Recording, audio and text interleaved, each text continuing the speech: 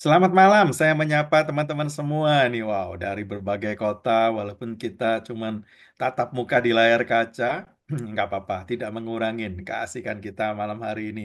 Ya, kita bisa berinteraksi, boleh bertanya. Saya coba bicara juga agak lambat dan saya coba balancing dengan firman karena apa yang harus kita hadapi di depan ini kita butuh banget untuk pegangan yang kuat dalam firman Tuhan ya. Baik. Nah, waduh Surabaya juga hadir ya. Selamat datang Surabaya. Saya share screen dulu. Nanti materi ini kalau ada yang butuh bisa minta ke panitia ya. Ini temanya hari ini adalah tujuan keuangan dan ekonomi aklut 2025. Ya, menarik ya. Kabar terbaru kan interest rate baru turun kemarin secara dadakan ya, mendahului The Fed. Kali ini Indonesia berani curi start dan lumayan. Dampaknya yang punya saham hari ini sudah merengut sekian lama tersenyum sedikit. Ya, baik nanti kita bahas di belakang. Saya akan masuk ke materi yang kita akan bahas pada hari ini. Tujuan keuangan ya. Ini awal tahun adalah waktu yang sangat baik untuk kita mereposisi. Kalau tujuan keuangan, setiap orang mungkin pernah dengar sharingnya ya. Ada tujuan yang disebut jangka pendek. Jangka pendek itu artinya setahun, 2 tahun ke depan, apa yang ingin saya capai? Terus ada jangka menengah, 3 sampai 5 tahun ke depan, apa yang ingin saya dapatkan ya.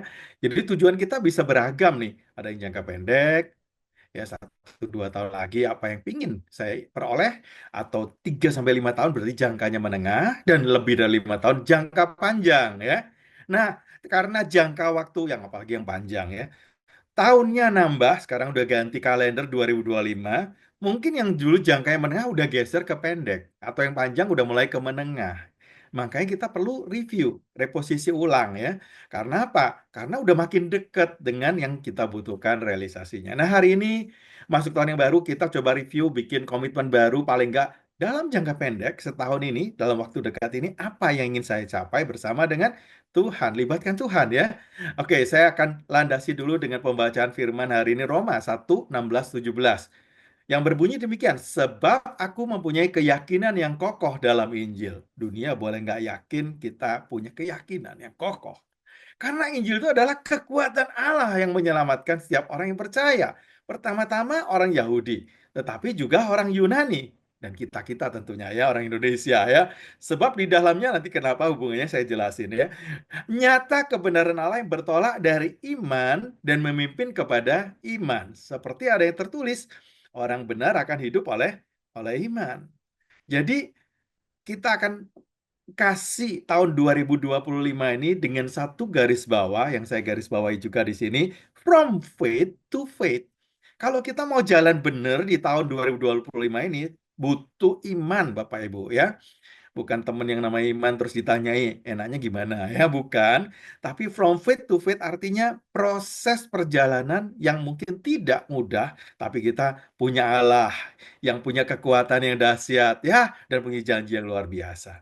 Kenapa saya ngomong begini? Akhir tahun kemarin, awal tahun ya, kita dengar berita-berita yang sudah bikin kita ketakutan. Akhir 2024, kami sekeluarga mengakhiri dengan rada panik karena ada fokus yang sedikit bergeser dari tujuan 2024. Karena istri bergerak di bidang asuransi, punya tim dan seterusnya, tiba-tiba ada gerakan yang uh, Tuhan bawalah ya ke satu kota Palembang, sempat kita pengen menolong teman-teman di Makassar, maunya banyak ya, tapi ternyata keterbatasan kita memang ada ya, Bapak Ibu. Ada yang berhasil, ada yang kurang, dan kita sempat miss dengan diri sendiri, melupakan target diri sendiri. Ya, orang lain ditolong kadang-kadang kita perlu review. Nah, ini awal tahun kita juga perlu review. Jadi kita rada, orang Jawa bilang orang Surabaya itu kedabyakan ya. Agak apa ya, panik begitulah. Nah, tapi kita yakin dan kita berakhir dengan baik. Nah, begitu kita bisa menutup akhir tahun kemarin dengan baik, istri pengen istirahat di Bali, lepas dari bisnis, lepas dari bicara ini yang ngomong-ngomong lah, ngumpul sekeluarga. Kebetulan anak kami yang sulung di Kanada dapat kabar baik justru di akhir tahun. Dia udah diterima kerja, jadi dia lanjut ya, dapat pekerjaan di sana. Tapi kerjaannya masih masuk tanggal 13 kita panggil pulang. Ayo pulang dulu. Kita pengen ngumpul, kita sharing lagi, kita bikin lagi kompak ya.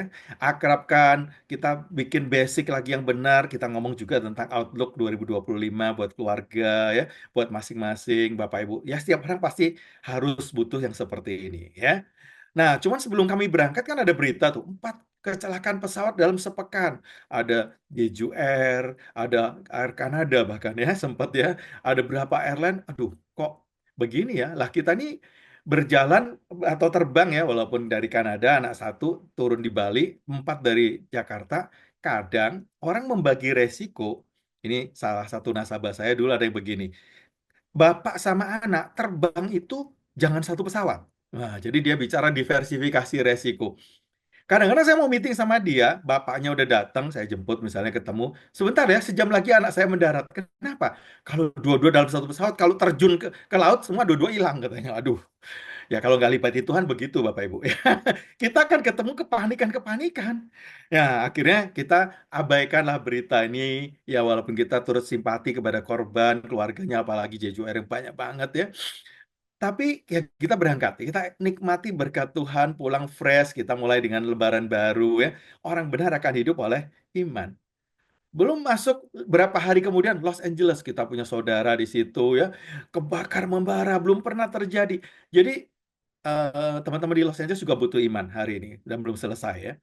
Sempat ada satu yang udah darurat, ini sepupu saya udah darurat, daerahnya udah sempat dikosongin, ya rada lega sedikit katanya sekarang udah boleh balik ke rumah, tapi belum selesai. Jadi teman-teman semua, kita lihat bagaimana kondisi tahun ini. Yo, kita lihat Alkitab berkata dari 2 Timotius 3 ayat 1 sampai 4. Kita baca yuk sama-sama ya. Ketahuilah bahwa pada hari-hari terakhir akan datang masa yang sukar. Rupanya udah ditulis ya tentang masa sukar. Manusia akan mencintai diri sendiri dan menjadi dua hamba uang. Coba saya menemukan 18 ciri manusia di akhir zaman. Dan 18 ini, kalau teman-teman disuruh cari namanya, mungkin kalian bisa temukan ya. Mungkin bukan dari list di WhatsApp atau di notebook kita ya, karena teman-teman yang begini nggak perlu jadi teman kadang-kadang. Tapi kita mungkin bisa ngata, oh ini cocok nih buat si A. Nomor 2 si B. Nomor 3 membual si C, jagoan dia membual. Bukan untuk ini kita membahas ayat ini ya, jangan cocok-cocokin nama-nama teman kita dengan 18 karakter yang ditulis, tapi kita dengan mudah pasti menemukan orang-orang yang mencintai diri, menjadi hamba uang, membual, menyombongkan diri, zaman sosmed apalagi ya, flexing, pemfitnah, berontak orang tua, tidak tahu berterima kasih, tidak peduli agama, tidak tahu mengasihi, tidak mau berdamai, apalagi coba ya, kumpulin, suka menjelekan orang, dapat semua nih. Kalau disebut namanya, bukan untuk itu. Tidak dapat mengangkat diri, garang, tidak suka yang baik, suka mengkhianat, tidak pikir panjang, belaka tahun, nurutin hawa nafsu daripada Allah. Teman-teman, ini pasti ketemu orangnya. Jadi kita aware, tahun ini nggak mudah. Ya, karena makin banyak orang-orang yang seperti ini. Nah, hari ini tentunya bagaimana sikap kita menghadapi situasi ini. Masa sukar ini pernah nggak sih di Alkitab? Pernah. Ya, teman-teman memang krisisnya beda. Ya, zaman dulu kalau kebakaran ini Sodom Gomora pernah tuh kayak katanya apinya dari atas, saya nggak tahu, nggak lihat langsung ya. Cuman sekarang zaman AI semua bisa dibikin ya kayak film. Tapi yang jelas masa sulit, masa sukar ada. Sejak zaman Abraham, kejadian 12. Ketika kelaparan timbul di negeri itu, pergilah Abraham ke Mesir ngungsi. Tinggal di situ sebagai orang asing sebab hebat kelaparan di negeri itu. Zaman itu ya paling-paling krisisnya pangan, gitu kan ya. Belum ada mata uang, suku bunga, belum ya. Perang juga nggak banyak barangkali. Ini zaman Abraham. Mungkin sampai ngantri ya. Ini bukan makan siang gratis loh, antrinya ya. Anak-anak ini ya. Mungkin kelaparan waktu itu seperti ini. Zamannya anaknya namanya Ishak, kejadian 26 ayat 1. Itu ada timbul kelaparan yang berikut. Generasi berikut ngalamin juga. Maka timbullah kelaparan di negeri itu. Ini bukan kelaparan yang pertama. Karena yang pernah terjadi juga di zaman papahnya Abraham. Ya. Nah, zamannya Yakub memang nggak ada berita. Karena Yakub kan keluar dari Israel. Dia pindah ke Haran. Ya kan, ke omnya. Dia kerja di situ. Tapi saya percaya dia berjuang. Nggak mudah 20 tahun dia berjuang sendirian. Karena dia ninggalin Tuhan. Untungnya Tuhan sayang sama dia ya. Tapi zaman Yusuf ada lagi tuh. Hari ini kelaparannya bahkan seluruh dunia, seluruh bumi orang datang ke Mesir untuk membeli gandum dari Yusuf. Kita ingat kenapa kok beli dari Yusuf? Masih ingat? Karena Yusuf dapat hikmat. Waktu 7 tahun panen, simpen seperlima. Berapa persen? Teman-teman ingat ya, selama masih ada penghasilan, gaji, pendapatan, toko masih rame, simpan seperlima. Itu saving ya. Nah, untuk apa? 7 tahun kelaparan punya tabungan, punya gandum.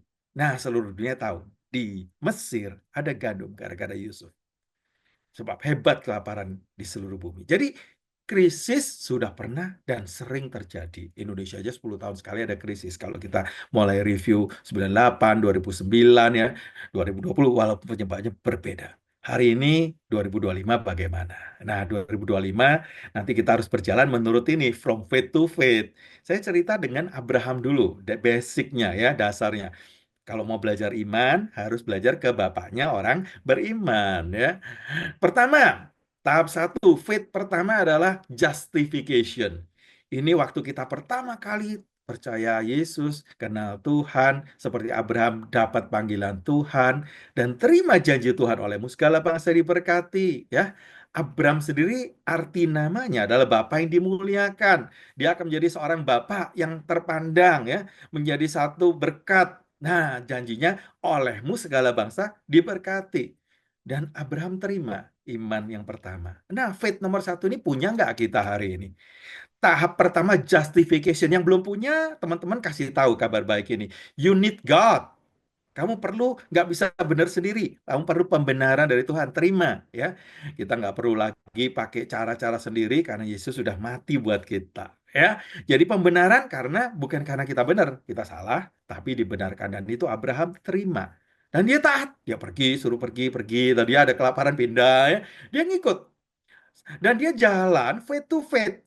Dan faith to faith di tengah jalan ini, dia ketemulah kelaparan. Dan dia ketemu ada problem waktu dia bersengketa sama Lot dalam bisnis. Nanti ada diskusi bisnis. Gimana sih yang benar caranya Tuhan nyikapin bisnis kalau ada problem, apakah berantem, ataukah pakai lawyer, susuan, bagaimana ya.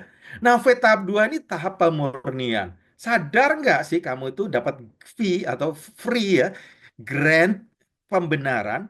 Ya, sekarang kita harus jalan ikutin caranya Tuhan. Dia nunggu. Gimana caranya aku jadi berkat kepada seluruh orang? Aku ini kan umur udah 75, terima firman, 85 dia udah mulai mikir. Istri juga ngomong, saya udah mati haid, gimana caranya ya kita jadi berkat buat segala bangsa? Anak nggak punya. Dia pakai cara sendiri. Jadi teman-teman bisa nggak di tengah jalan 2025 ini keluar nyeleweng sedikit gara-gara ada berita kanan kiri, from faith to faith sempat nyeleweng dikit, bisa salah. Tuhan nggak problem dengan kesalahan kita. Ingat ya, Tuhan nggak pusing dengan kesalahan kita. Asal lu balik. Jadi waktu kita aware, ya tentunya punya komunitas yang benar untuk mengingatkan. Kenapa? Ya, saya juga menangani beberapa orang-orang bahkan hamba Tuhan yang masih kena kartu kredit gara-gara main kripto, main forex, kalah dan seterusnya. Ada masih ya. Jadi nggak jaminan ya. Jadi kita bisa salah, don't worry, asalkan balik. Nah, kesalahan ini akhirnya diganti Tuhan. Waktu usia 99, Tuhan pakai cara Tuhan dan Abraham kembali taat. Namanya diganti. Ditambahin aha. Jadi tahun ini teman-teman 2025 coba temukan aha-aha Anda ya. Jadi kadang-kadang lagi sulit, kita kadang-kadang nemukan, wah, inilah hikmat. Inilah wow-nya. Aha, ada hikmat, ada cara begini toh. Terobosan di pekerjaan saya, di bisnis saya, ngadepin solusi ini, ngadepin masalah ini. Coba temukan aha. Abraham ketemu. Jadi namanya ketambahan aha. Abraham ya. Temukan aha dari Tuhan. Dan Abraham artinya lebih luas. Bukan cuma Bapa yang dimuliakan, tapi Bapa sejumlah besar bangsa. Wow, ini yang Tuhan mau.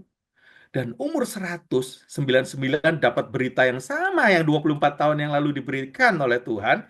Dan dia kali ini ambil, gua percaya walaupun umur udah hampir cepek, istri udah beda 10 tahun, 90 tahun, udah mati haid. Gua percaya. Teman-teman, ambil cara yang seperti ini nanti ya. Ketika ngalami masalah, ayo ambil caranya Tuhan. Waktu dia taat, umur 100 dia dapat Ishak. Janjinya digenapi pada waktunya. Dan dia jalan terus sampai kapan? Sampai tahap yang ketiga, usia Abraham 175, game over ya. Tentu kita pasti pulang ya. Abraham RIP di Rest in Peace di 175. Waktu itu anaknya, karena lahirnya umur 100, berarti masih usia 75 Ishak. Terus kemudian Yakub, ini cucunya ya, masih remaja. Ini telat merit semua nih, telat beranak ya. Usia 15. Karena Ishak juga nunggu 20 tahun untuk dapetin apa Yakub. Ya, sampai Ishak itu waktu itu ya dapat anak kembar kan, tapi 20 tahun loh, sabar. Ishak tuh lebih lembut lah, lebih sabar ya. Walaupun dia ada ngalamin musibah yang sama, kelaparan, dia ingat papahnya. Dia banyak taatnya. Dan Yakub usia masih next generation, anak muda seperti anak-anak kita, masih anak-anak kami juga ya, masih Gen Z barangkali. Abraham udah pas away. Gimana caranya janji Tuhan digenapi? Coba mikir kan. Dan baru digenapi generasi keempat. Waktu Yusuf jadi berkat, olehmu segala bangsa diberkati, itu keluar lewat Yusuf. Janji yang pertama diterima Abraham usia 75, digenapi jauh setelah itu. Bahkan waktu dia meninggal dia nggak lihat. Ini yang teman-teman harus ambil. Mungkin nggak selesai, saya akan tugas saya selesai. From faith to faith, waktu kita jalan terus, diteruskan oleh next generation kita, pasti dapat kok apa yang Tuhan janjikan. Amin ya. Teman-teman ambil. Yuk baca ayatnya lagi ya. Ini janji pertama, waktu diganti nama, diingetin kembali, karena itu namamu bukan lagi Abraham, melainkan Abraham, karena engkau telah kutetapkan menjadi bapa sejumlah besar bangsa. Bapak banyak bangsa. Dan janjinya digenapi waktu Ishak lahir. Wah, Tuhan harus ketemu sama Sarah juga. Dan Sarah ini kebalik ya. Sarai namanya asalnya ya. Ada I-nya. I-nya harus dicopot. Kadang-kadang Tuhan mau, kalau kita mau pakai cara Tuhan, jangan pakai cara I. Jadi Sarai, jadi Sarah. Buang I-nya. Ya, kadang-kadang prosesnya begitu. Tuhan mau I, dibuang dulu deh ya. Si aku yang kaku, udah nggak laku, kadang belagu, harus dipaku di kayu salib kayak Yesus ya. Cuman kita nggak perlu pikul salib yang salibnya memikul dosa semua orang. Kadang kesalahan sendiri, ya udahlah, nikmati aja ya, enjoy, asalkan jalannya ikutin jalan. Tuhan memperhatikan Sarah seperti yang difirmankannya. Saya garis bawahi, seperti yang difirmankannya. Firman kapan? Ya waktu Abraham umur 75. Dan Tuhan melakukan kepada Sarah seperti yang dijanjikannya. Janji yang mana? Waktu Abraham umur 75.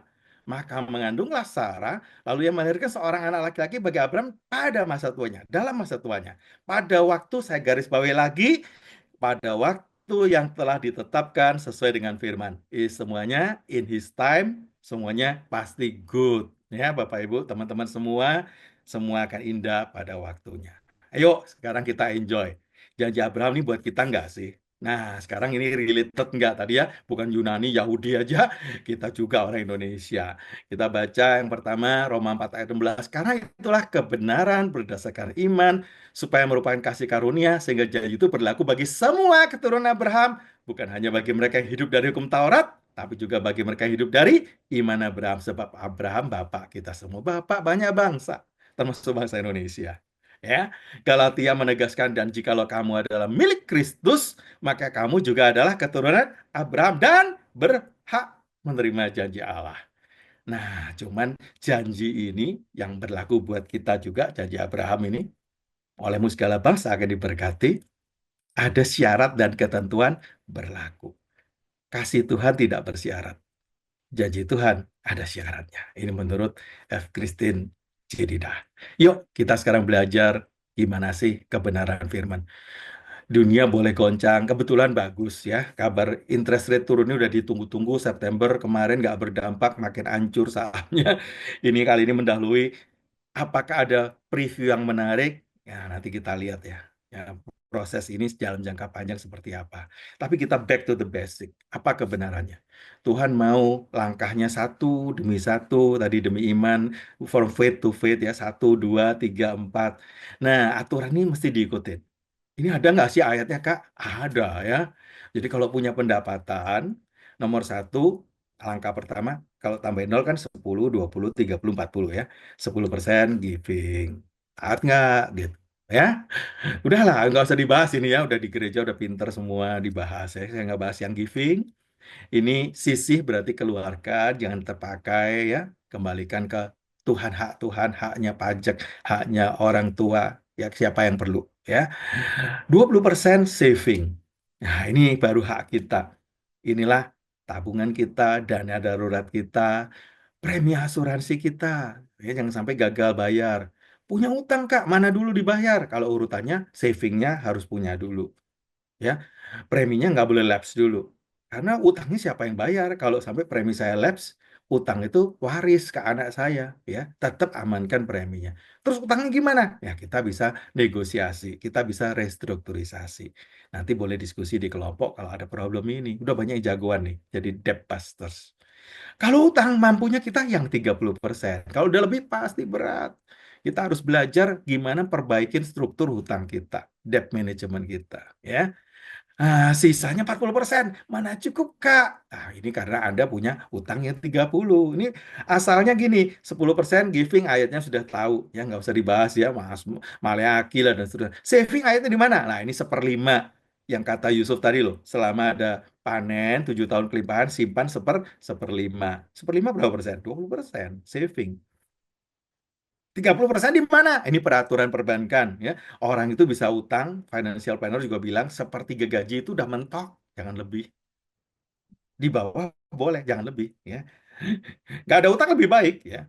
Nah, kalau sisa 40 nggak cukup, berarti ada yang harus diperbaiki. Kalau utangnya hilang, tinggal 70, diatur cukup untuk hidupmu, cost of living ini, sambil nabung. Savingnya ada, 20-nya ada, dan mulai belajar invest. Nah, invest ini harus dari surplus, dari uang sisa, uang dingin, uang lebih. Dan inilah investasi ini yang kita pakai untuk melangkah memenuhi tujuan keuangan kita. Oh, ada yang 2 tahun lagi mau merit. Nah, kan butuh biaya untuk pernikahan, tujuan jangka pendek ya. Nah, itu duit dari duit sisa, jangan dari utang. Oh, 5 tahun lagi pengen punya rumah sendiri, saya mau cari DP-nya. Nah, kita saving sudah, sekarang investing. Beda ya, keranjang saving sama investing beda. Karena investing harus uang sisa lebih. Nah, nanti kalau investing ternyata udah berkembang, utangnya negosiasinya udah turun, ya dibayarkan utangnya dulu, tujuannya boleh digeser. Jadi tiap tahun kita boleh kok review kembali, ada yang digeser, yang need diambil dulu, yang was bisa ditunda, ditunda dulu. Nah, struktur inilah tolong di-follow. Jadi jangan cuma follow A, B, C, influencer banyak ya. Ini follow, ayatnya banyak ya. Kalau mau disari banyak banget. Nah, ya, investing gimana caranya? Ada yang bilang bilang gini, berikan bagian kepada 7. Nah, jadi harus belajar dong. Ya nggak cuma kenal satu deposito aja, emas aja, properti aja ya. Terus maniak di situ nggak bisa juga. Pengkhotbah bilang begini, berikan bagian pada 7 bahkan pada 8 orang. Karena kau nggak tahu malapetaka apa yang akan terjadi di atas bumi. Kita nggak tahu. Tiap tahun ada dari barang yang 7, 8 ini yang juaranya investasi. Ya, ada yang kurang. Terus harus rajin nyari terus ya, karena di ayat berikutnya lagi, kalau tadi ayat 2 pengkhotbah yang sama, bilang jangan bikin tanganmu tuh kalau pagi hari nabur benih, jangan sampai telat. Kalau bisa ya bangun pagi-pagi, tabur benih. Tapi jangan berhenti juga sampai petang hari gitu ya, rajin istilahnya. Ini bicara diversifikasi, nah ini belajar di ilmu keuangan juga nanti akan banyak. Sekarang kita masuk prakteknya ketika Indonesia punya target 2025 presiden baru dengan target pertumbuhan ekonomi 5,1 sampai 5,5 tahun lalu nggak nyampe ya 5. Jadi kita rada miss pertumbuhan ekonomi yang targetkan. Untungnya cadangan devisa kita cukup baik sehingga kemarin memang dolar kita hari ini dihajar karena nekat turunin bunga. Tapi karena negara punya cadangan devisa itu ibarat kotak P3K, ibarat dana darurat. Negara juga harus punya, nggak cuma keluarga. Yang tadi besarnya berapa? 3 sampai 6 bulan biaya hidup. Kalau negara 3 sampai 6 bulan impor karena bicara cadangan devisa. Kalau kita cadangan dana, ya saving. Cadangan devisa ini buat apa? Ya tadi, kalau Indonesia rupiah itu jelek, negara punya uang untuk intervensi dolar. Kalau ini nembus lagi nih 16,3, 16,4, 16,5, ya negara punya sekarang hampir 7 bulan, 6,5 sekian. Lumayan ya. Targetnya kan 3 sampai 6. Ini udah lebih.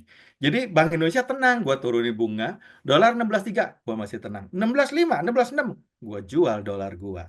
Turun begitu ya. Kontrolnya negara ada. Itulah mata uang negara. Kalau kripto nggak ada yang kontrol, siapa yang yang pegang? Nggak ada ya. Itu bener-bener, nah, ada yang bilang itu pasar. Kalau nggak mau nyebut bandar ya. Nah, itu negara pasti tanggung jawab dan kita posisinya aman. Cadangan devisa kita lebih dari 6 kali. Itu aman. 6 bulan impor.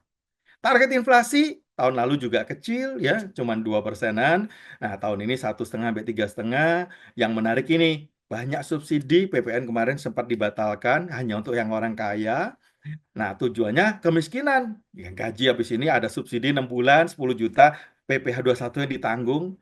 Teman-teman ini kesempatan untuk apa? Untuk nabung. Apalagi yang tadinya ngasih uang jajan anaknya, sekarang dapat makan siang gratis. Saya nggak lepas dari makan siangnya, menunya apa, saya nggak tahu. Banyak yang nggak doyan katanya.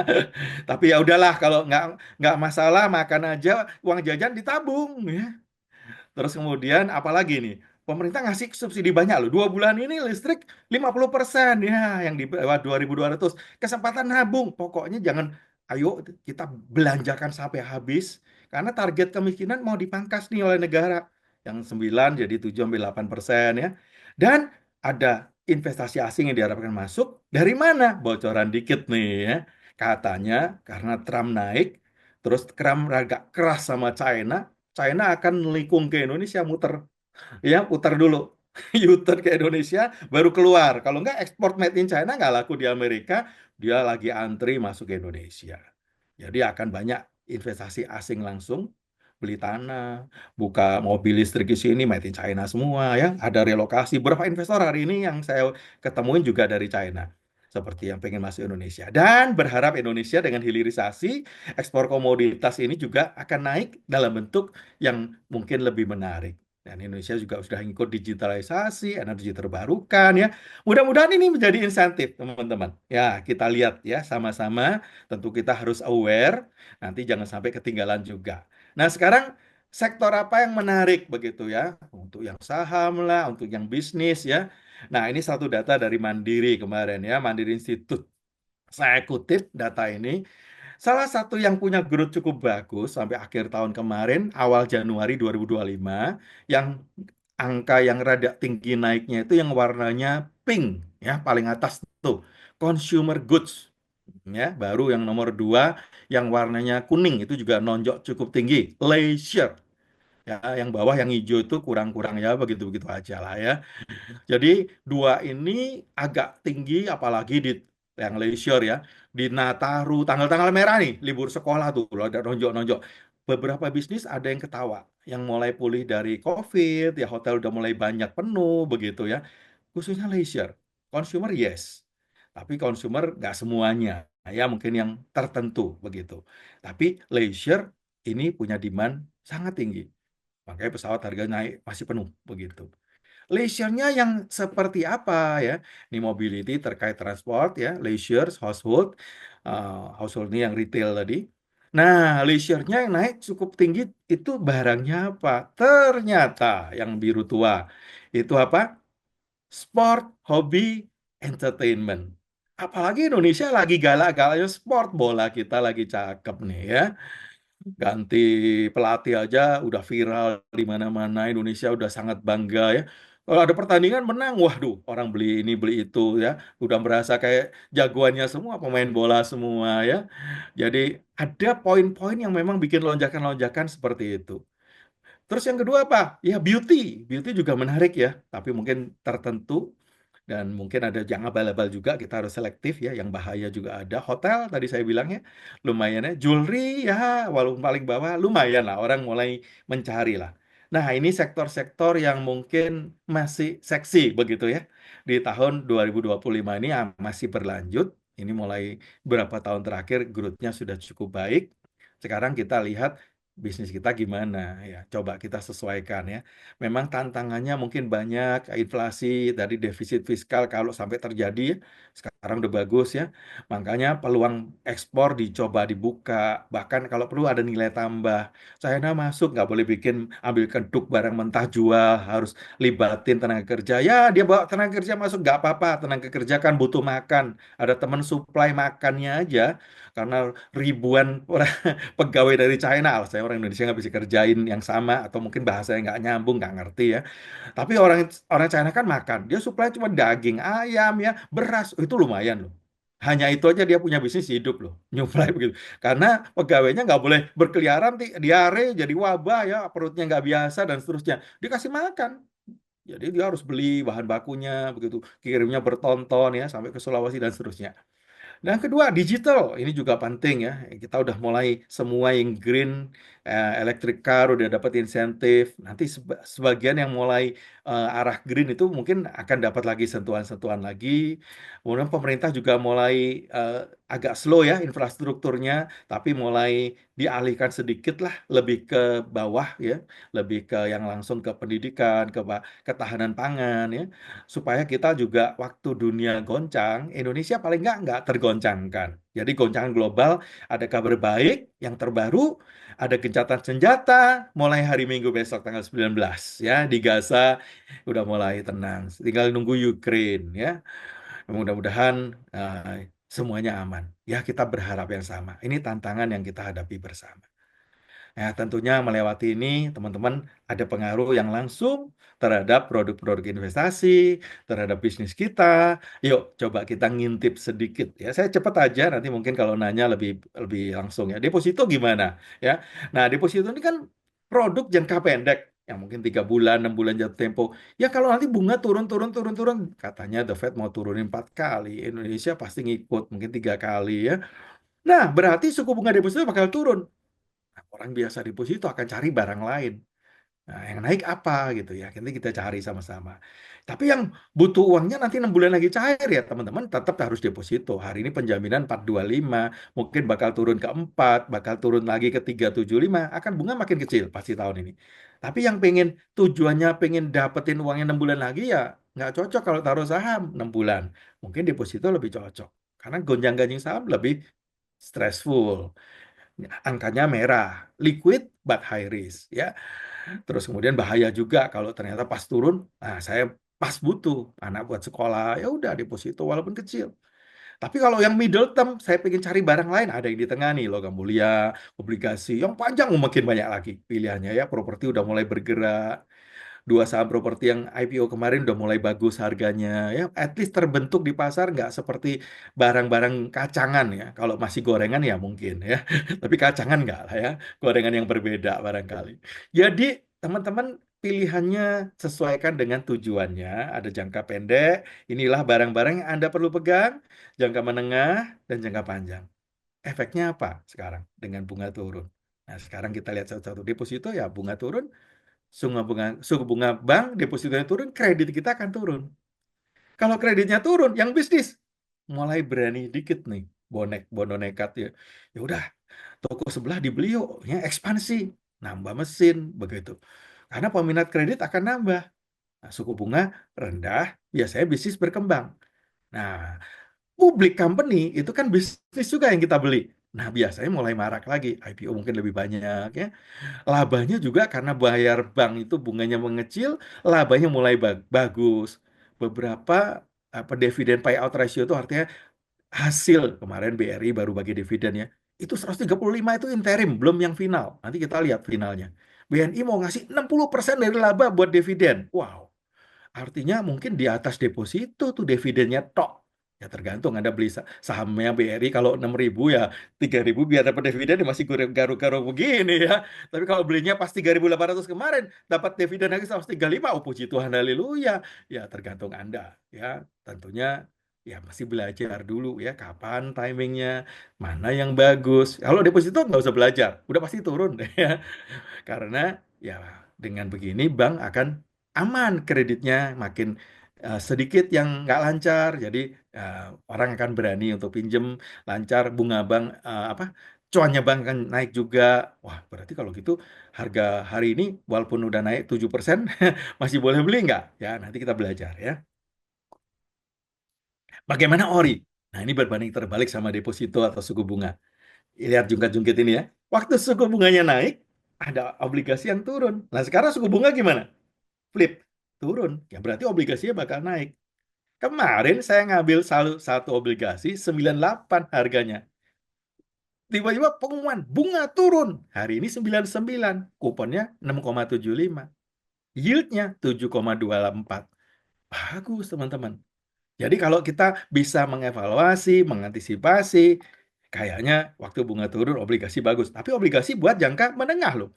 Nggak bisa buat 3 bulan langsung langsung cuan, belum tentu, teman-teman. Apalagi yang durasinya panjang. Waktu kita beli obligasi di pasar sekunder, ngomongnya yield. Yield itu adalah sampai maturity, sampai jatuh tempo. Kok jatuh tempo kan 20 tahun lagi ya, berarti Anda pasti deposito 20 tahun dikasih bunga, nanti dibalikin 100% tapi 20 tahun. Nah, kalau uangnya kepake 3 tahun lagi, ya belinya cuma ori. Jangan yang panjang, jangan yang FR, fixed rate yang jangkanya panjang. Ya middle rate, middle term harusnya ori gitu. Nah, saya kasih contoh nih. Ya, suku bunga. Yang hijau ini ori bunganya, yang bawah suku bunga bank. Ya, apa hubungannya? Yang pertama, waktu ori 12 dijual, bunga bank 7,5, bunga ori 9. Artinya apa? Tiga hal yang menarik tentang ori. Bunga ori pasti di atas bunga deposito. Ini udah pasti punya ini. Yang kedua, pajaknya lebih rendah, cuma 10%. Nah, yang ketiga, bisa jual sebelum jatuh tempo. Ori 12 ini diterbitkan 2015, jatuh temponya 3 tahun. Jadi 2018. Kita lihat, tahun 2016, nah, bunga turun 7,5, yang biru ini ya, jadi 5. Apa jadinya dengan harga ori kita? Berarti harga ori kita akan naik. Kita lihat nih, kalau belinya 100, akan jadi suku bunganya turun jadi 102. Kuponnya dapatnya 9, tetap dibayar terus. 9 itu kan kupon bunganya. Tahun depan 4,25, suku bunga turun, harga ori kita gimana? Coba kita exercise ya bareng-bareng ya. Ikutin logiknya. Naik turun, naik lagi. Mungkin 104. Waduh, udah dapat bunga 9%, dapat lagi keuntungan 4% dalam 2 tahun, setahun 2%. Itu yieldnya 11 tuh. 2018 jatuh tempo. Bunga naik. Ori kita gimana? Ya 104 udah tinggi. Turun, Pak. Tapi turun juga nggak bakal rugi. Balik ke 100. Karena begitu jatuh tempo, ori 3 tahun jatuh tempo, dia balik ke modal. Harga dasar 100 lagi. Beli yang baru. Ada ori 15 ditawarkan. Kuponnya berapa? 8,25. Ini di tahun 2018. Nah, kita belilah ya. Udah kayak deposito, dibalikin modal kalau nggak dijual ya. Dapat bunga 9 kan happy. Sekarang bunganya 8,25, nggak apa-apa. Toh deposito udah turun tinggal 5,75. Ya, masih ingat ya? Ori pasti bunganya lebih tinggi dari deposito. Tahun depan bunga turun 5,25. Nah, kita lihat sekarang periodenya ya 18 sampai 21 kan 3 tahun ya. Bunga turun, harga ori kita naik 101. Bunga turun lagi ke 4,5. Ori kita naik lagi 102. Seneng dong. Dapat bunganya dibayar terus tiap bulan 8,25. Kalau dijual tengah-tengah cuan lagi 102. Belinya 100 loh. Bunga turun lagi 4. Naik lagi. Jatuh tempo 2021. Bunga turun lagi. Pertanyaannya naik lagi atau turun? 103 jadi 104 atau 100? Balik 100. Kalau jatuh tempo udah pasti balik 100 teman-teman ya. Makanya yang ngerti ilmu ini ketika nanti bunga turun selama tahun ini 4 kali turun misalnya ya, ori yang saya beli tadi, ini FR yang saya beli ya, 98 harganya jadi 103, 102.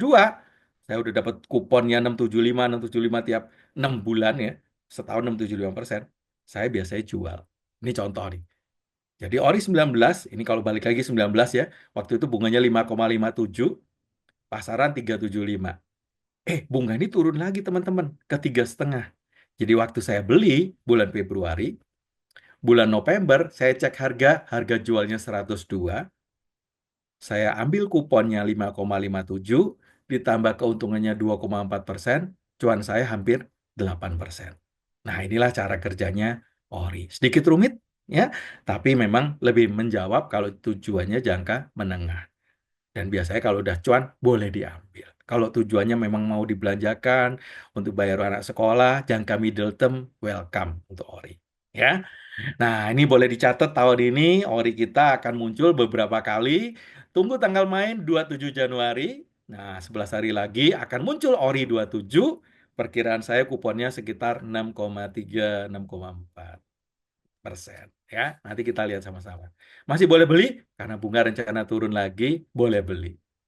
Ori 27 ya. Silakan coba sejuta aja. Nanti yang berikutnya ada lagi kita lihat lagi apakah yang berikutnya masih menarik untuk dibeli. Nah, setelah ori, sekarang kita belajar saham. Beli saham sama dengan beli bisnis. Jadi kalau bunga rendah tadi saya bilang apa?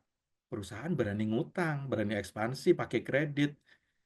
Kalau omset naik, kapasitas naik, laba bisnis naik, harga saham naik. Dividen yang dibagi naik. Pemodal saham biasa ikutan beli, tambah rame. Nah, ini bisnis sekuritas juga menarik. Bagaimana kalau saya lihat saham itu bisa naik turun gonjang-ganjing? Tapi kalau dalam jangka panjang, karena saham buat jangka panjang ya 5 tahunan, itu selalu naik kok. Mulai 98 krisis, ke 2003 indeksnya 255 jadi 400 naik. 5 tahun lagi 1400 naik lagi. Jadi 4500 naik lagi. Jadi 6100 naik lagi. 2023 kemarin closing di 6850 tetap naik walaupun ada COVID sempat jeblok. Jadi yang turun-turun ini pas krisis biasanya. Ya subprime mortgage lah, ada COVID lah ya. Hari ini tembus 7.000 udah. Walaupun kemarin sempat deg-degan nih, waduh, jangan-jangan turun lagi dari 6.000 ya. Tapi tetap di atas 6194 kan. Makanya kalau ngelihat saham, kalau pilihannya benar, biarkan 5 tahun, pasti growth. Milih yang benar gimana? Nah, milih yang benar tentunya teman-teman belajar dulu. Ada namanya 3P. P pertama, karena saham itu beli perusahaan yang profit.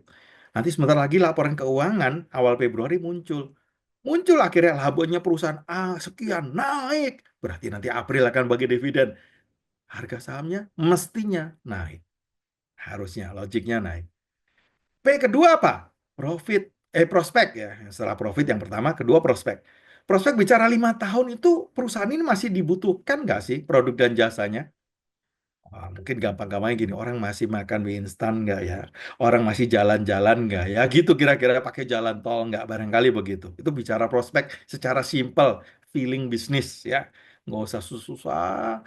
Ya, kalau perlu ya cari chat GPT itu, tapi belum tentu benar ya. Kita bisa nalar kok, bisa minta hikmat tadi. Yang terakhir, pengurus. Ini penting ya.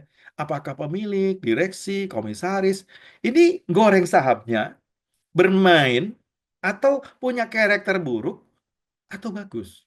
Ini tentunya bisa dicek Google hari ini, bisa dicek historical, rekam jejak ya digitalnya. Nanti kelihatan deh, kalau namanya udah tercoreng, bukan cuma terkenal tapi tercemar, ya jangan sentuh perusahaannya. Pasti kalang kabut. Nah, kalau 3P-nya benar, teman-teman, tapi saya disclaimer ya, jangan langsung diborong. Ini memang kemarin lagi harga diskon 9.800. Saham ini menurut saya 3P-nya bagus. Ya, profitnya naik terus. Sebentar lagi dia umumkan, coba lihat nanti ya. Tahun lalu profitnya paling tinggi lagi. Prospeknya masih dibutuhkan barangkali ya. Orang masih bisnis selalu tanya, rekeningnya BCA-nya apa gitu ya. Terus pengurusnya Google aja sendiri ya. Nama-namanya masih bagus.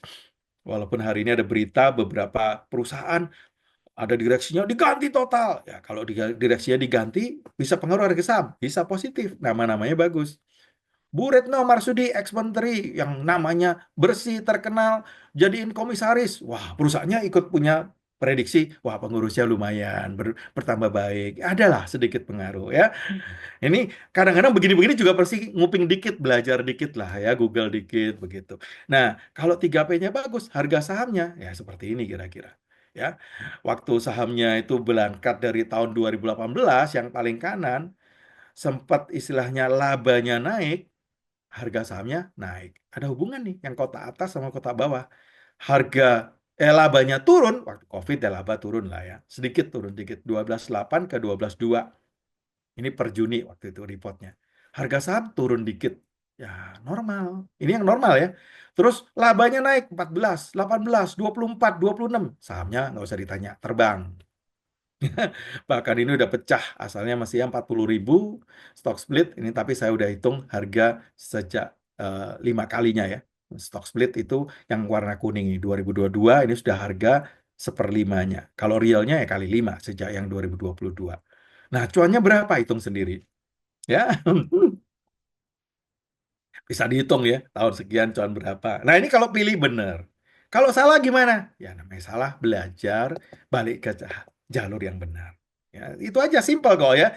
Perlu komunitas. Bagaimana kalau properti? Nah, saya coba perhatikan. Kalau bunga turun, properti gimana pengaruhnya?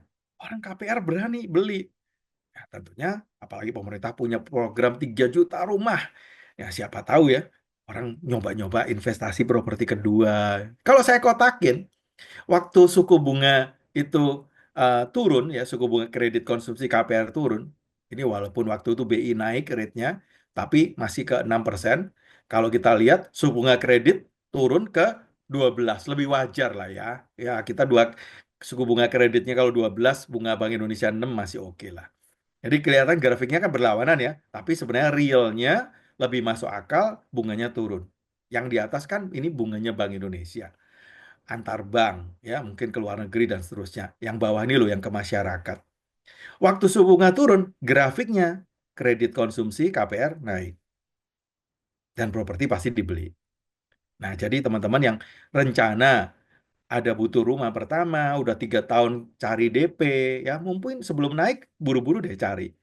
Saat suku bunga turun ini, nanti ada ulang tahun sebentar lagi, bank ya, ada KPR murah, ya coba aja cari DP-nya, terus kemudian boleh cicil. Properti satu-satunya yang saya sarankan boleh pakai leverage. Dan teman-teman kalau nyicil properti sebaiknya sepertiga gaji itu udah jangan bentokin ya. Kalau bisa lebih kecil, walaupun cicilannya rada panjang. Kalau belum bisa, ya udah sewa dulu. Jangan buru-buru beli, cari DP-nya dulu. Ya. Nah, kalau teman-teman satu hari bertuh rumah kedua, ini rumah pertama ya. Rumah pertama itu kan kebutuhan ya. Kebutuhan istri ya nomor satu. Jangan sampai istri stres karena jadi kontraktor, rumahnya ngontrak terus. Sudah gitu pindahannya naik motor. Aduh ya, udahlah biarpun kecil punya rumah sendiri. Biasanya suara hati istri juga suara Tuhan. Ya dengerin lah ya. Kadang tuh bisa bicara juga. Apalagi situasinya tadi, wah lumayan. Udah waktunya ya. Nah, tapi kalau rumah kedua berarti rumah investasi. Ini keinginan. Waspada nih. Krisis 2008 Amerika gara-gara properti. Subprime mortgage tuh orang dipaksa beli karena harga rumah bakalan naik terus. Kreditnya murah nih. Kamu bisa pakai jaminan yang sama, punya kredit lagi, dan seterusnya. Padahal belum tentu tersewa. Akhirnya banyak yang kolaps. Jadi kalau teman-teman untuk beli investasi, ada yang dipakai ruang bisnis atau disewakan ya. Nah, ini perhatikan banget ya. Kita pertama harus bisa mengcover dari cash flow. Nggak mudah nyewain properti hari ini karena tipikal orang udah berubah. Bisa work from home. Kadang-kadang anak muda menunda perkawinan, nggak perlu beli rumah dulu. Punya rumah pun lebih baik mungkin leisure dulu mereka daripada nyicil rumah. Kos aja, sewa dulu. Banyak yang berubah dan membuat properti lambat. 5 tahun ini slow down. Ya, mungkin udah bergerak naik, tapi kalau rumah pertama, oke lah. Rumah kedua, hati-hati. Rumah ketiga gimana? Ya nanti kita lihat ya. Nah, saya sarankan kalau teman-teman punya properti, perhatikan suku bunga, karena saya coba juga nih, invest zaman dulu, properti bisa naik cukup tinggi, teman-teman. Sekarang belum tentu ya. Contoh nih, saya invest harga 800 juta. Saya punya DP 250, saya sewa, saya pinjem bank 550 KPR. Bunganya pertama cuma 6%. Cicilannya kurang lebih 6 juta. Saya sewain lah ke orang asing. Ya orang asing bisa orang luar pulau, orang luar negeri gitu ya. Nah, ya sewa 6 juta, pas. Jadi cicilan saya yang bayar penyewa. Jadi kalau ada ayat berkata, orang yang berhudak, orang yang berhutang menjadi budak orang yang menghutangi. Yang jadi budak bukan saya, penyewanya jadi budak ya. Waktu itu sewanya mahal. Sampai lunas. KPR saya 12 tahun lunas ya. Tapi saya perhatikan ya, bunga saya harus cukup aman. Kalau satu hari bunga naik 12%, cicilannya naik, saya harus nombok dari gaji, saya harus migrasi. Migrasi itu pindahin ke bunga yang lebih rendah, balikin ke 6. Karena inflasi Indonesia jangka panjang itu 6%, kalau properti saya kenaikannya pun mungkin di atas inflasi kan. Harus kalau investasi kan carinya cuannya di atas inflasi. Bunganya di atas 6% juga. Wah, itu kerja bakti namanya. Jadi saya harus balikin ke 6 biar par sama inflasi. Ya, ini salah satu kunci key yang perlu diperhatikan. Kalau nggak bisa, nggak ada program migrasi di bank tersebut, ya pindahkan ke bank lain. Namanya bukan migrasi, tapi transmigrasi. Ya, pindah ke bank lain yang ngasih bunga 5%, 6% lagi. Saya kasih keyword ya, teman-teman ngitungnya kalau memang mau rencana beli rumah pertama apalagi ya, atau sewa dulu, harga properti bagilah dengan angka 20 tahun. Kenapa? Karena kalau kita bangunan diamortisasi, didepresiasi dalam pembukuan itu 20 tahun. Nah, artinya gini, kalau properti saya 800 juta, saya beli ini, case ini ya, case saya, dibagi 20 kan ketemunya 40 juta per tahun. Saya sewain sama si Mister berapa? 6 juta sebulan. Setahun berapa? 72 juta. Oh, ini visible. Saya beli, saya sewain. Daripada saya cuman cost-nya 40 juta, tapi return income saya 72. Menang dari inflasi. Tapi kalau dibalik nih, ya, sekarang harganya udah 2 miliar, dibagi 20, murah sewa, sewa dulu deh. Ya, mending uang kita diinvest dulu, ditabung dulu, DP-nya digedein dulu, baru beli properti. Naik gak apa-apa. Ya, sepanjang investasi kita benar, bagus. Rumah ketiga gimana? Nah, rumah ketiga ini tadi kebutuhan pertama, rumah pertama. Terus keinginan, ya dibuat investasi, buat kos-kosan, buat disewain rumah kedua. Rumah ketiga adalah rumah kenyamanan. Ini buat tinggal villa. Apartemen tengah kota, biar gua jalan kaki doang, turun di bawah mall. Ya, ini kalau buat hari Minggu aja pakai, ya. Sebaiknya itu beli tanpa hutang, ya. Rumah kedua boleh karena disewakan, pakai utang asal utangnya bisa tercover sama cicilan. Jadi kalau sudah nggak ada utang, ya mau beli yang berikutnya silahkan. Rumah keempat, kemuliaan. Wah, ini boleh. Tentunya harus pakai cash.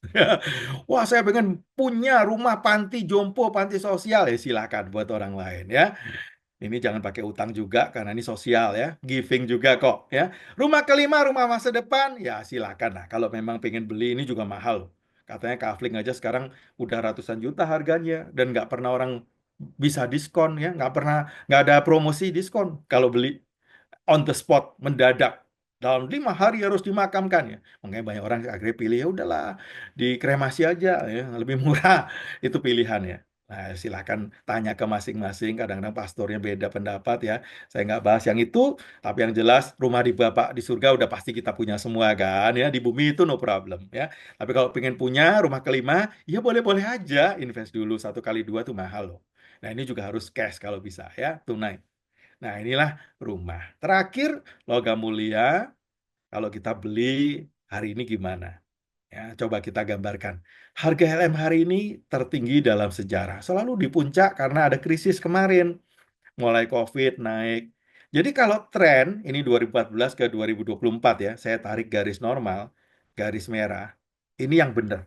Sedikit yang di bawah merah namanya ya di bawah harga. Oh ini mestinya boleh beli nih. Yang di atas garis merah namanya kemahalan atau di atas harga. Kalau sudah beli di sini, beli murah, harusnya kalau pas di atas merah, waktunya jual. Jangan terus panas, waktunya malah ikutan beli, ya. Hari ini kan udah 1,4-an kira-kira ya harganya. Kemarin dolar naik mungkin udah mendekati 1,5 per gram. Bukan waktunya beli. Sabar, bro, ya. Walaupun emas ini nanti 5 tahun bakal naik, ini buat middle term kan, 3 sampai 5 tahun. Tapi kalau belinya ya pas garis merah lah ya mendekati 1 juta lebih dikit ya. Memang growth-nya bagus Pak, betul. Karena growth-nya ini ada dolarnya.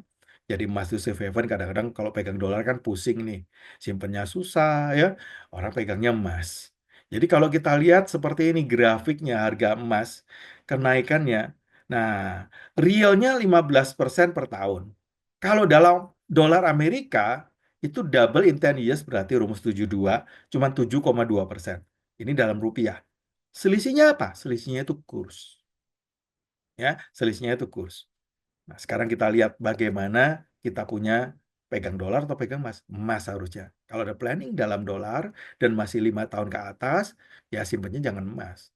Tapi kalau pengen berangkat nanti Imlek jalan-jalan ke luar negeri, ya beli dolar. Kalau berangkatnya ke Jepang, ya belinya yen. Gitu ya.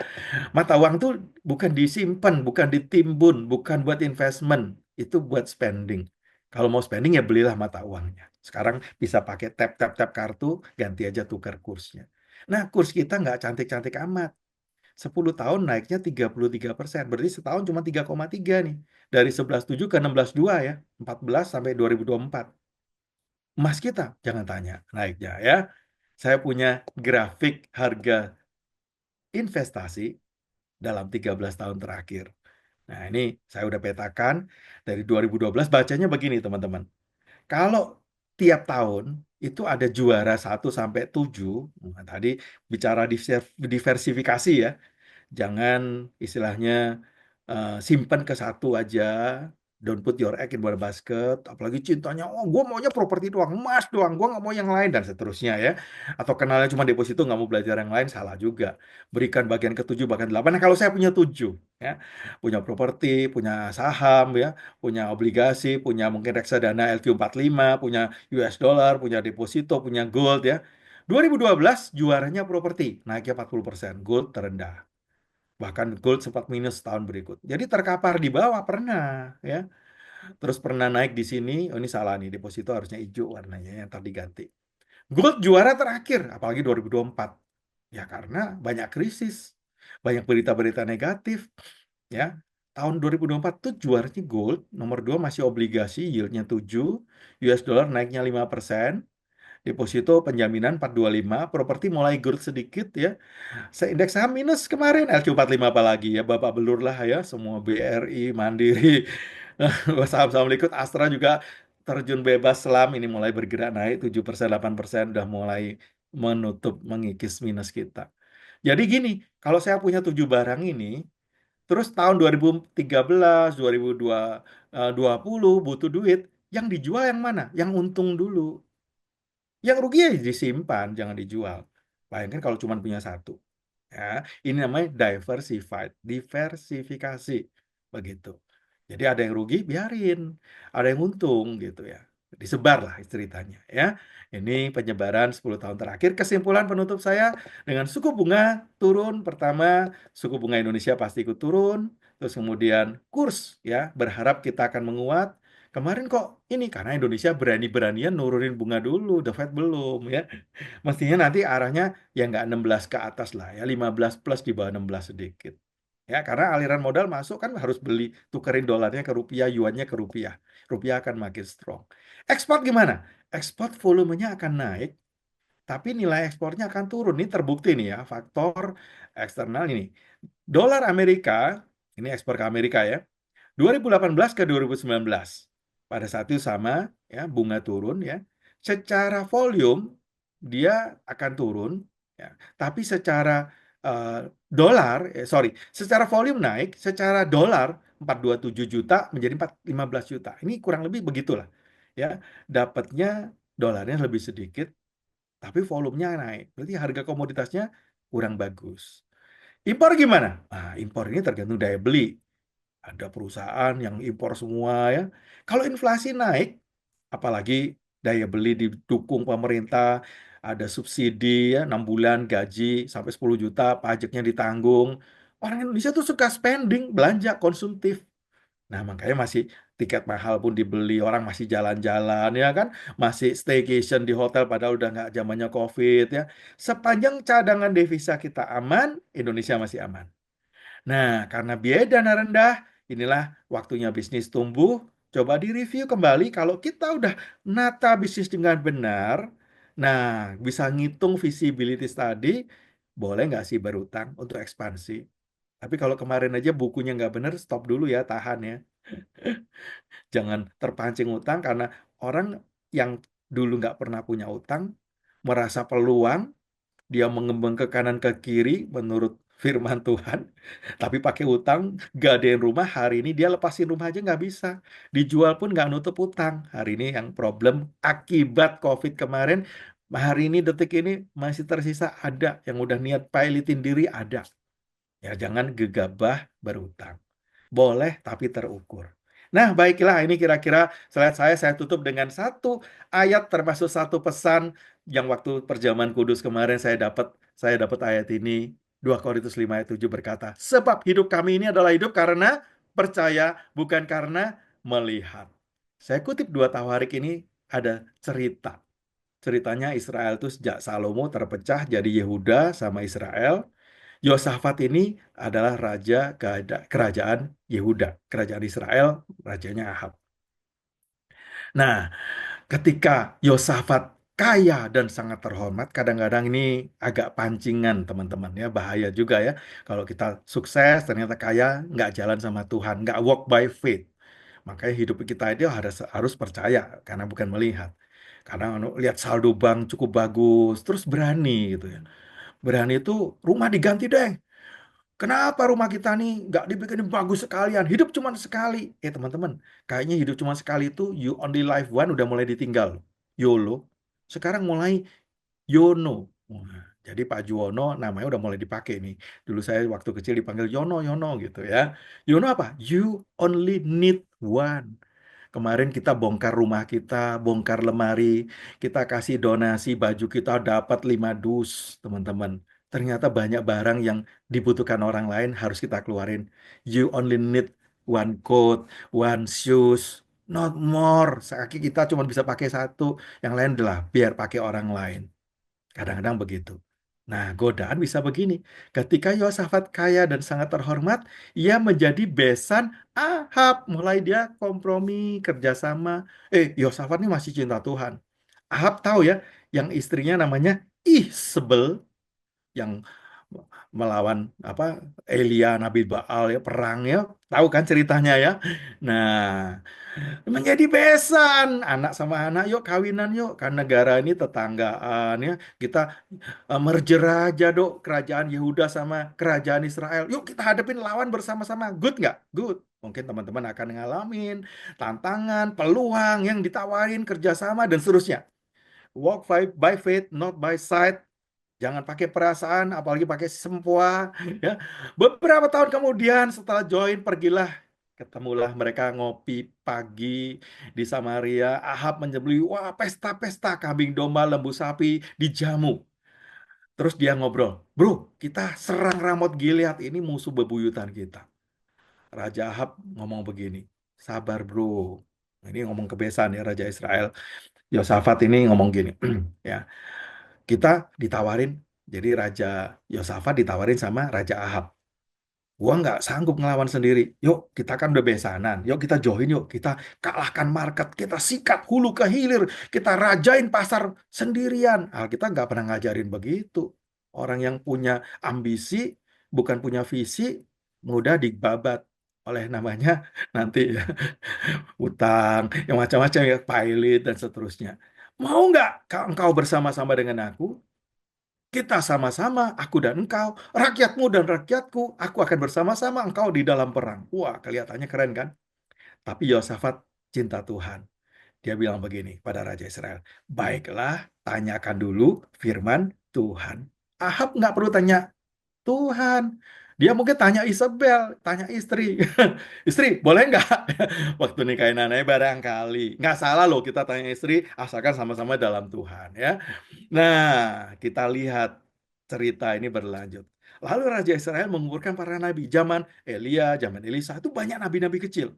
Tapi nggak berfungsi. Waktu takut lawan Raja Ahab, nabi-nabi itu sempat disembunyikan di goa-goa, nggak berfungsi. Kasih makan, wah, tambah gendut itu nabi-nabi ya, oleh Obaja. Obaja ini siapa? Kepala istananya Raja Ahab. Dia cinta Tuhan, dia cover hamba Tuhan ya. Banyak hari gini, banyak. Terus gak berfungsi ya. 400 orang nabi. Kemudian dia tanyalah kepada mereka, apa boleh?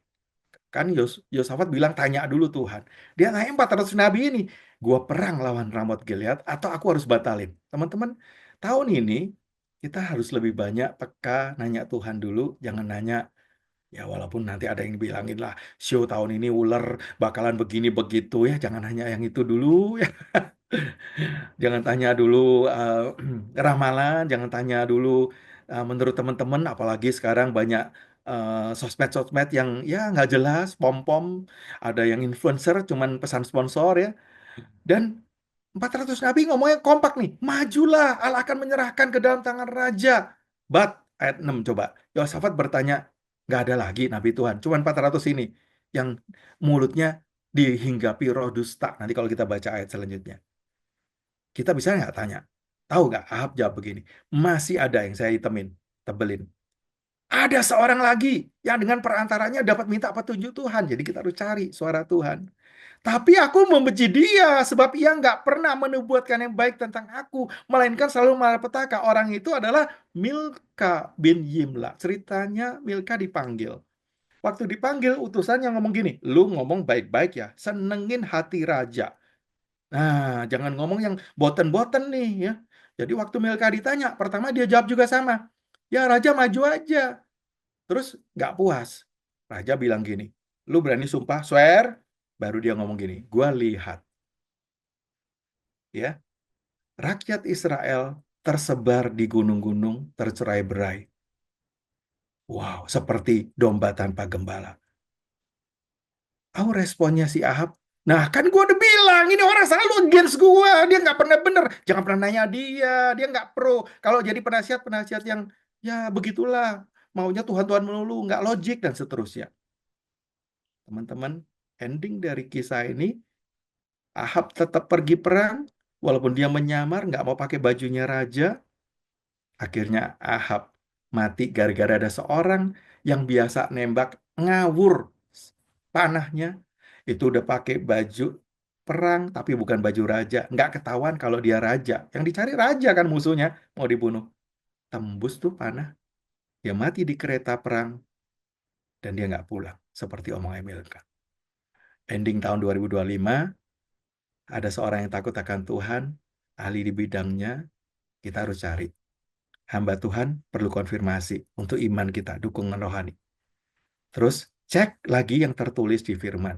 Jadi jangan cuma dengar kata penasihat, walaupun Alkitab bilang penasihat banyak penting, jangan cuma hamba Tuhan apalagi bukan bidangnya. Banyak loh hamba Tuhan yang bukan bidangnya ngomong tahun depan resesi ya, tahun depan dolar bakal begini. Padahal dia cuma ngomongnya harusnya akhir zaman, harusnya ngomong yang lain lah, kasih gitu, iman ya. Kalau memang bukan bidangnya ya nggak mendalamin ya sebaiknya yang bidangnya aja lah begitu ya. Jangan nyentuh yang bukan areanya. Terus kita juga harus cek kembali apa yang tertulis di firman. Jadi baca firman supaya tahu karena kebenaran itu paralel. Baik, ada pertanyaan? Silahkan ya mau di ruang chat saya kembalikan ke Bang Frans. Setelah saya habis nih Oke, kalau ada komentar boleh. Yuk, silakan.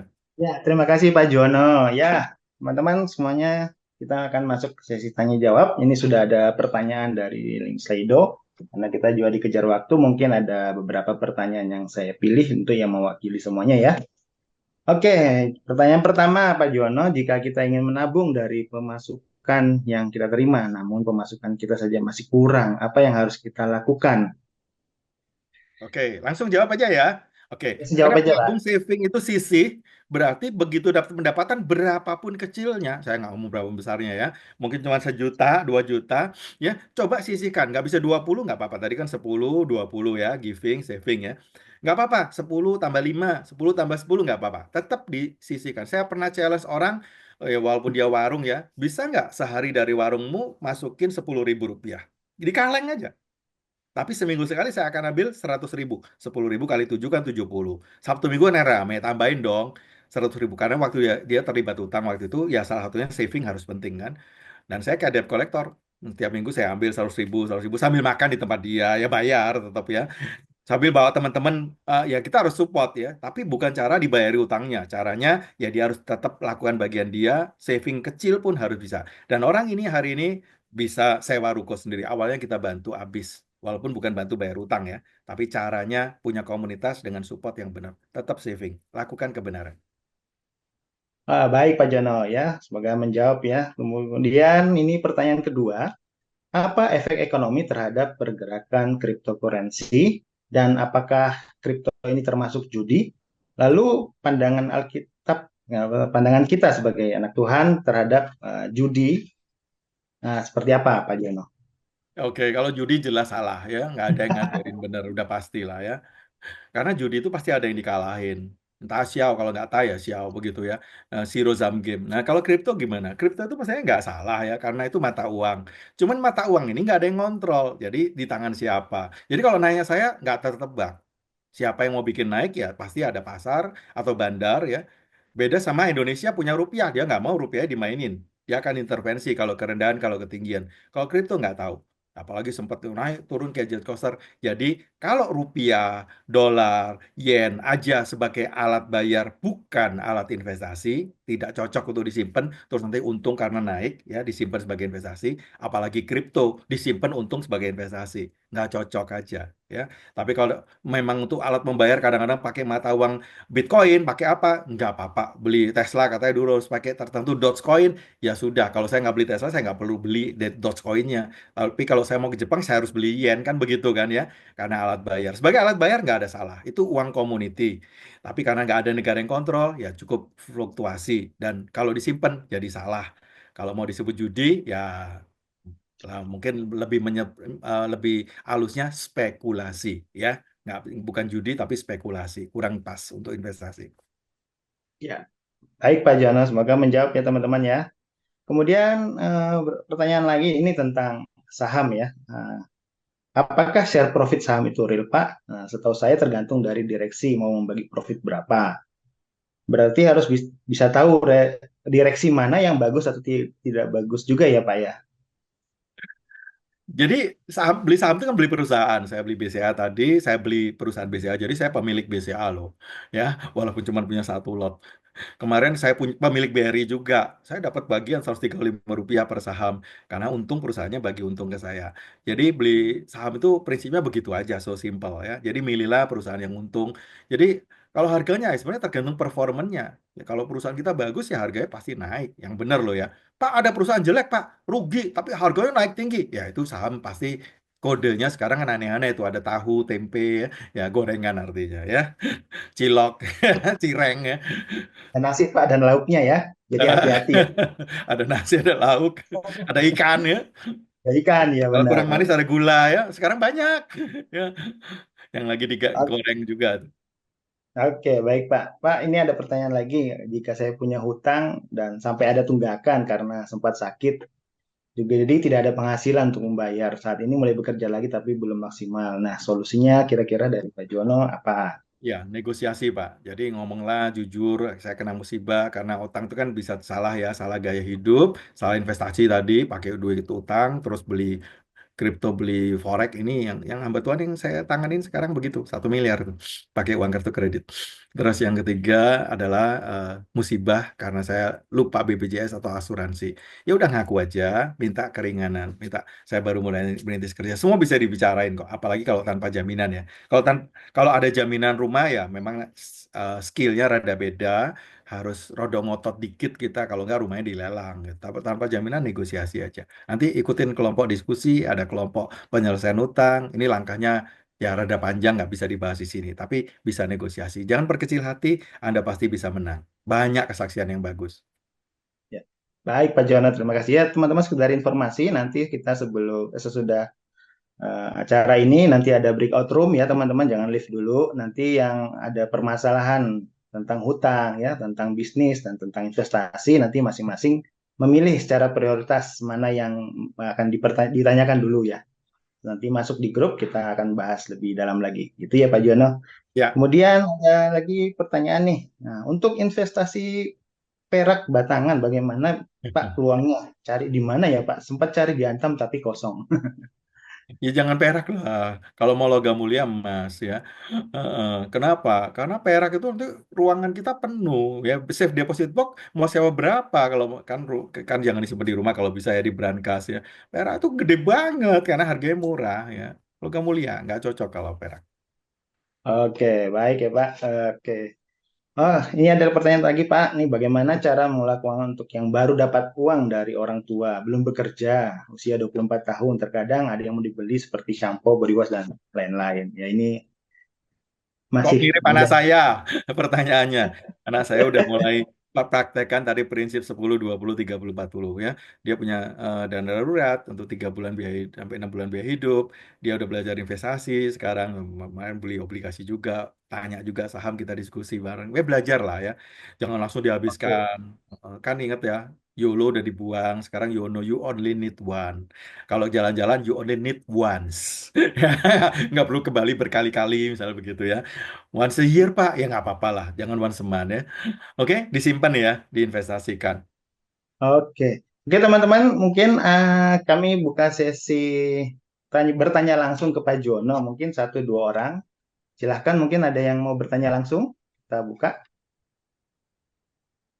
Ada yang mau bertanya langsung ke Pak Jono? Yo, silakan. Ntar ya aku buka Jangan ininya dulu ya. Tadi aku sempat kunci. Ya, yang ya silakan Kak. mungkin angkat tangan dulu ya. Satu. Sudah dibuka ya kakak-kakak kalau ada yang mau nanya langsung ke Pak Juhono. Gue Ini baca di chatroom ada ini, apa saham yang baik tahun 25 ya? 25 kalau tren suku bunga turun, perbankan pasti naik, ya kan tadi ya. Perumahan udah mulai bergerak naik. Terus consumer good tadi kan kita lihat ya grafiknya ya. Tapi kebanyakan leisure yang ada dominan. Walaupun apa kosmetik tadi, kesehatan kosmetik orang wear dan yang lain-lain ya, yang mendukung hobi tadi, gitu. Oke, ini ada yang mau bertanya, yang Kak Angelin dan Pak Kusnadi. Kita silahkan Kak Angelin dulu ya. Shalom Pak dan teman-teman. Saya mau bertanya tentang investasi. Bagaimana cara kita, kan aku masih pemula. Untuk pemula itu cara belajarnya itu dari mana ya untuk belajar investasi yang benar dan baiknya gitu. Terima kasih. Oke. Investasi tadi kan ada 7 ya. Satu-satu lah kamu belajar yang habis semua ya. Satu, nanti udah belajar nyoba gitu ya. Ada deposito buat jangka pendek. Yang pendek dulu deh kalau nggak ya. Belajar yang pendek dulu. Nanti buka ya, misalnya deposito itu di mana atau nabung di mana, saving buat apa yang saving dulu. Terus kemudian yang belajar kalau mau emas gimana. Sekarang ada loh emas digital 10.000 juga boleh. Tapi tempatnya harus benar kayak apa yang izin OJK atau Bapepti. Habis ini OJK semua. Ori ada nih nanti tanggal 27 ya. Saya ikutan ya 1 juta nyoba. Dengan nyoba akhirnya lama-lama pinter. Tapi dicoba gitu. Kayak orang belajar berenang itu kan nyebur. Jadi biarpun airnya cuma sedengkul kan nggak bakal kelelep ya. Kalau cuma segitu. Nyoba uang kecil dulu. Nanti lama-lama pinter bisa berenang di laut gitu. Jadi belajar mulai kecil-kecil. Nanti coba sudah bisa ini pindah lagi ke yang lain ya. Sampai saham dan seterusnya silakan. Pak, terima kasih. Oke, ada lagi? Halo, malam Pak. Mm-mm. Malam. Hmm. Pak, terima kasih untuk penjelasannya. Saya izin bertanya. Jadi saya cerita kayak case aja Pak ya. Saya mau minta pendapat Bapak dan masukannya. Contohnya begini, saya, contohnya saya pengen merenovasi rumah. Tapi dalam renovasi itu saya misalkan masih ada nih sekitar 100 jutaan yang belum terbayar gitu. Tapi nih contohnya suami saya bilang kita harus renovasi karena udah 10 tahun nih bentar lagi lunas. Kalau saya sih bilang gini, sabar bentar lagi, sabar, sabar toh nggak ada yang rusak rumahnya, masih bagus gitu kan. Tapi suami saya itu dia bilang udah nggak apa-apa kita pinjem lagi deh kan bank juga nawar-nawarin katanya gitu kan. Secara ini sih saya tuh kurang setuju karena saya secara ini tadi Bapak sempat ngomong ya saya bukannya kepedan atau gimana gitu. Kadang kan suara saya juga berdoa Tuhan ini baik nggak ya toh ini nggak buru-buru tidak ada bocor rumah masih bagus tidak ada yang buru-buru direno saya cukup kamar dua masih luas gitu kan jadi di satu sisi sih kalau untuk investasi, saya tadi ada ngebaca sedikit, tapi saya belum baca berulang-ulang. Kalau untuk ditempati di tempat tinggal sih bagus ya Pak ya, tapi urgensinya dengan kita renovasi dengan berhutang lagi, apakah baik untuk di era yang sekarang gitu Pak? Ya. Terima kasih. Karena rumahnya ditempati sendiri, Bu Siti ya. Nah, Ya, ya ditempati Pak. sebaiknya dari uang yang ada. Jadi gini, kalau pengen istilahnya rumah, pengen dream ya, mimpi ya, bakalan begini gambar, digambar aja yang bagus seluruh. Iya, sudah Ya, sih Pak. Tapi budgetnya dipakai, jangan pakai utang, ya. Pakai yang ada Oh, dulu. Boleh bertahap. Dapur dulu, biar saya seneng masak. Nanti akhirnya nggak banyak makan di luar. Boleh, dapur dibagusin dulu, alatnya diganti. Jangan seluruh rumah dirubuhin, dibangun semua pakai uang utang. Salah. oh ya, yes Pak. Saya sependapat Pak. Cuman saya lagi yaitu ini kan saya Zoom sendiri. Saya sih ngomong sama suami kan nggak apa-apa lagi pergi beli isi bensin. Udah saya mau Zoom dulu. Nah saya kadang-kadang gini Pak. Pendapat saya nih apakah benar? Jadi ya tetap dibawa dalam doa. Artinya kan saya di tempat yang tepat. Saya dapat ilmu nih dari Bapak gitu. Terima kasih itu aja.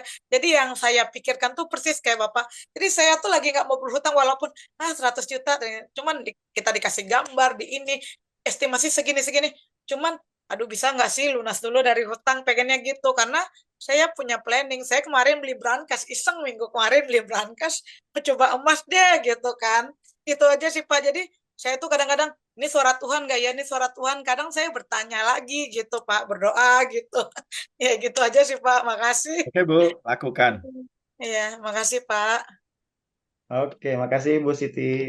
Ya, silahkan pertanyaan terakhir ya teman-teman ya. Pak Kusnadi tadi udah angkat raise hand. Silahkan Pak Kusnadi di open mic. Pak Kusnadi. Oke, sambil menunggu Pak Kusnadi ada satu pertanyaan. Nah, izin bertanya Pak, KPR baiknya masuk investasi atau hutang ya? Utang dong. Cuma gini, kalau KPR-nya rumah kedua tadi dan rumah kedua ini disewakan buat kos-kosan, mesti dihitung pendapatan sewa ini nutup nggak dengan cicilan KPR-nya. Jangan sampai kita nombok, bahkan berat, nambahin utang. Ini akhirnya jadi beban, jangan gitu aja. Ya, KPR itu tetap dicatat di pajak kan juga ditulis utang, tapi rumah keduanya ada sebagai harta. Dua-duanya dicantumkan ya. Tapi kalau rumah Oh, pertama kali KPR, kalau bisa udah lunas, jangan utang lagi. Waktu waktu renovasi kayak Bu Siti tadi, budgetnya berapa? Ya diperbaiki kamarnya doang, dapurnya doang, bertahap begitu. Ya tabung dulu, jangan pakai utang. Kalau yang ditinggali, kalau yang diinvestasikan boleh pakai utang, tapi dihitung.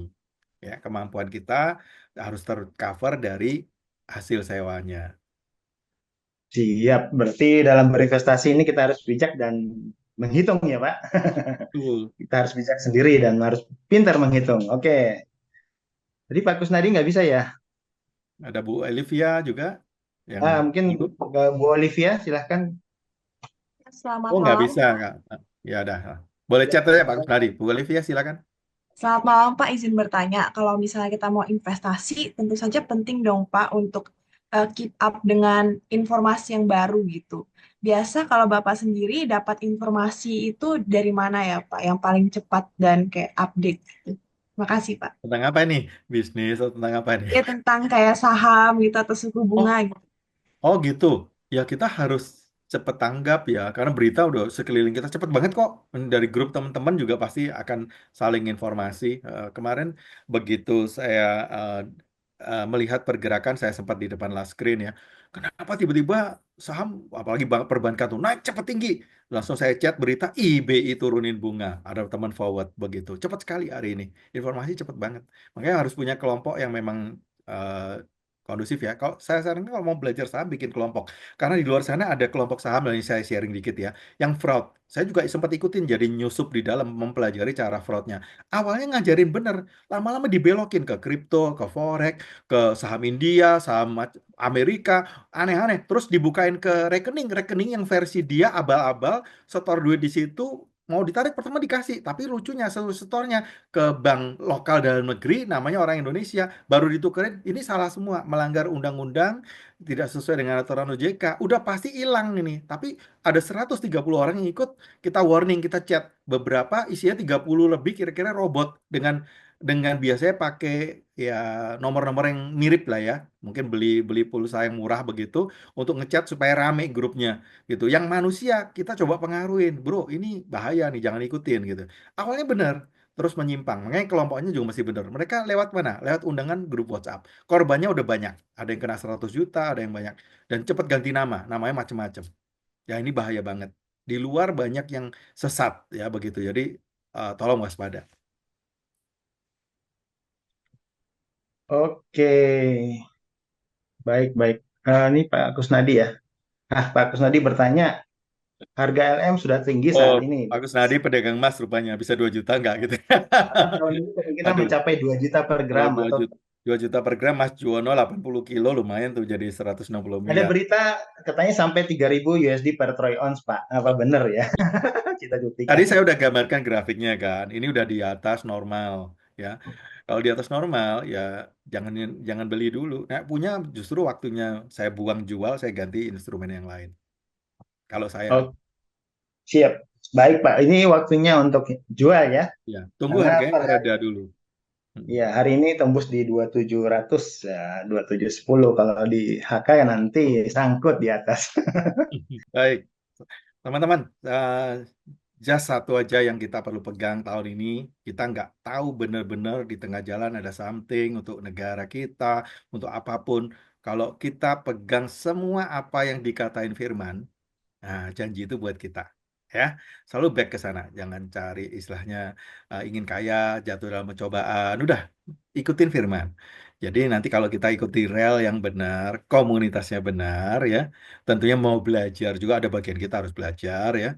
Mudah-mudahan tahun ini kita akan lurus semua jalannya ya. Karena ada jalan orang disangka lurus ujungnya menuju maut. Tapi kalau jalan Tuhan pasti jalan kebenaran dan hidup ya, jalan yang lurus. Nama Tuhan itu jalan yang lurus. Udah, jangan neko-neko, jangan cari yang macam-macam. Itu aja pesan saya. Tahun ini nggak lebih baik dari tahun kemarin. Saya rasa begitu. Tapi kalau dalam Tuhan, Baik. Anda aman ya, Anda aman.